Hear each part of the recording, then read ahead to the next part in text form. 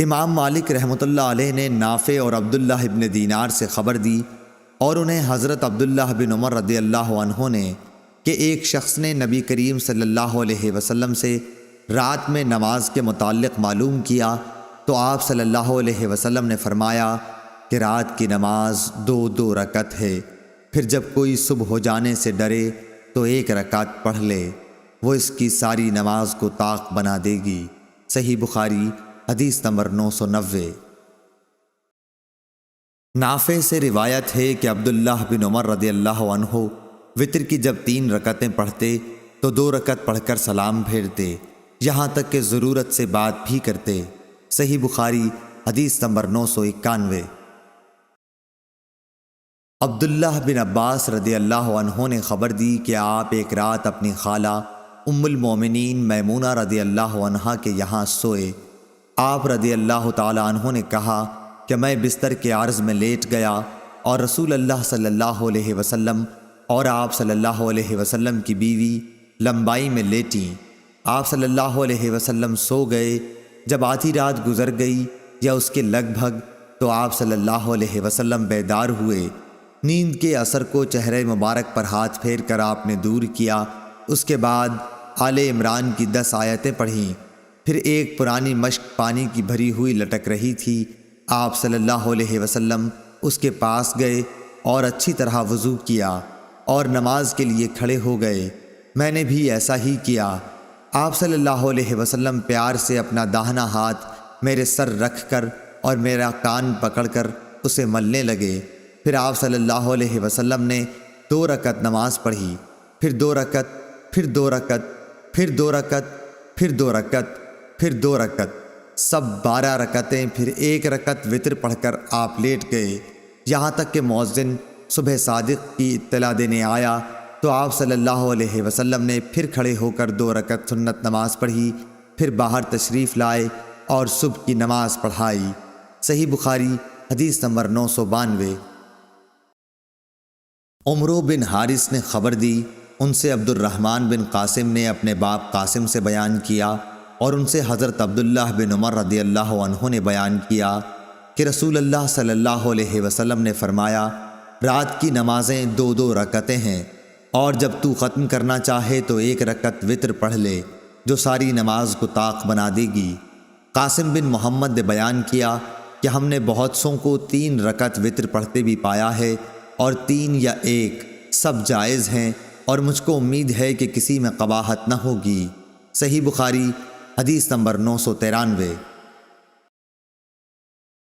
عروہ بن زبیر نے بیان کیا کہ حضرت عائشہ رضی اللہ عنہا نے انہیں خبر دی کہ رسول اللہ صلی اللہ علیہ وسلم 11 رکعتیں وتر اور تہجد کی پڑھتے تھے۔ آپ صلی اللہ علیہ وسلم کی یہی نماز تھی، مراد ان کی رات کی نماز تھی۔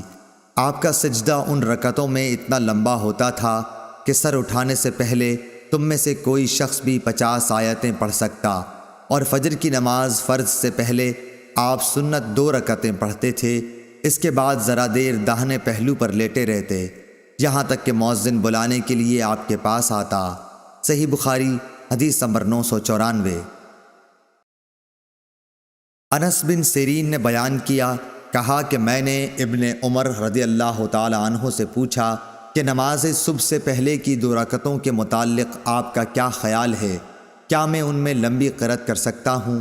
انہوں نے فرمایا کہ نبی کریم صلی اللہ علیہ وسلم تو رات کی نماز تہجد 2 رکعت کر کے پڑھتے تھے، پھر 1 رکعت پڑھ کر ان کو طاق بنا لیتے، اور صبح کی نماز سے پہلے کی 2 رکعتیں سنت فجر تو اس طرح پڑھتے گویا اذان اقامت کی آواز آپ کے کان میں پڑ رہی ہے۔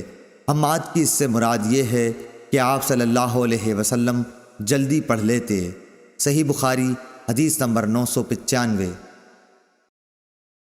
اعمش نے بیان کیا، کہا کہ مجھ سے مسلم بن کیسان نے بیان کیا، ان سے مسروق نے، ان سے حضرت عائشہ رضی اللہ عنہا نے فرمایا کہ رسول اللہ صلی اللہ علیہ وسلم نے رات کے ہر حصے میں بھی وتر پڑھا ہے، اور اخیر میں آپ کا وتر صبح کے قریب پہنچا۔ صحیح بخاری حدیث نمبر 996۔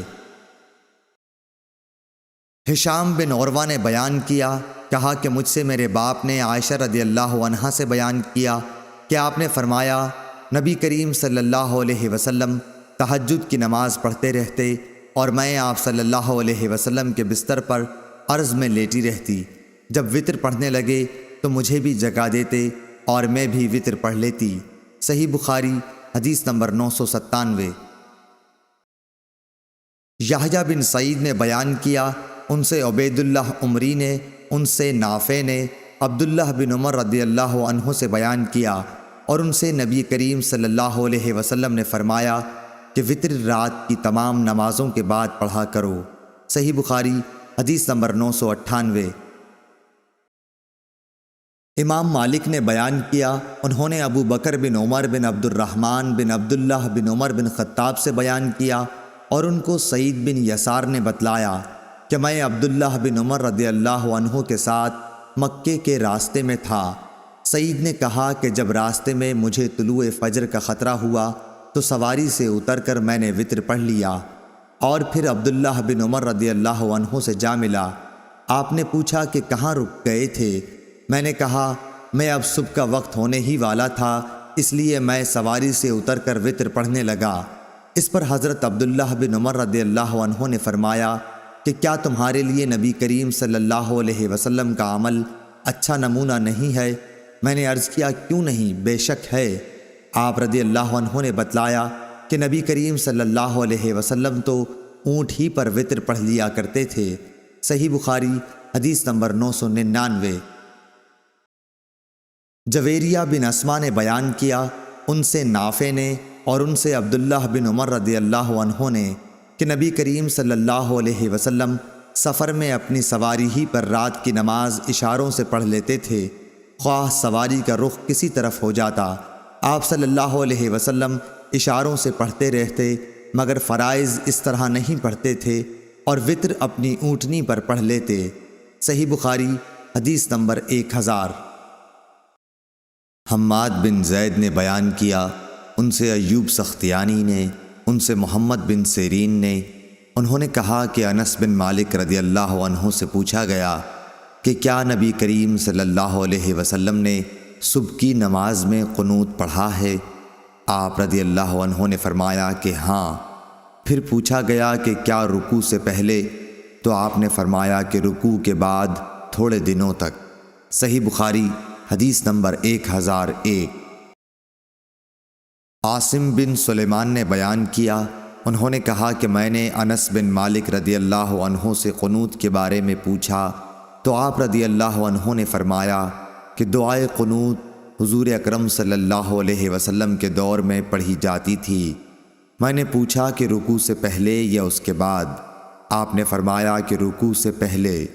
عاصم نے کہا کہ آپ ہی کے حوالے سے فلاں شخص نے خبر دی ہے کہ آپ نے رکوع کے بعد فرمایا تھا۔ اس کا جواب حضرت انس نے یہ دیا کہ انہوں نے غلط سمجھا۔ رسول اللہ صلی اللہ علیہ وسلم نے رکوع کے بعد صرف 1 مہینہ دعائے قنوت پڑھی تھی۔ ہوا یہ تھا کہ آپ صلی اللہ علیہ وسلم نے صحابہ رضی اللہ عنہم میں سے 70 قاریوں کے قریب مشرکوں کی ایک قوم بنی عامر کی طرف سے ان کو تعلیم دینے کے لیے بھیجے تھے۔ یہ لوگ ان کے سوا تھے جن پر آپ نے بد دعا کی تھی۔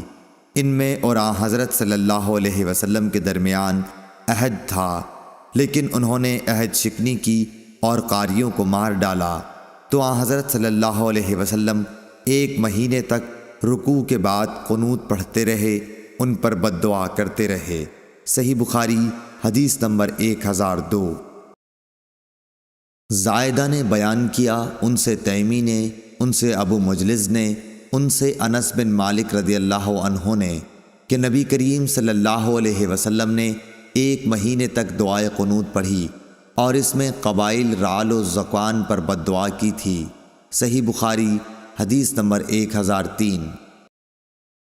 خالد حذا نے خبر دی، انہیں ابو قلابہ نے، انہیں انس بن مالک رضی اللہ عنہ نے، آپ نے فرمایا کیا حضور صلی اللہ علیہ وسلم کے عہد میں قنوت مغرب اور فجر میں پڑھی جاتی تھی؟ صحیح بخاری حدیث نمبر 1004۔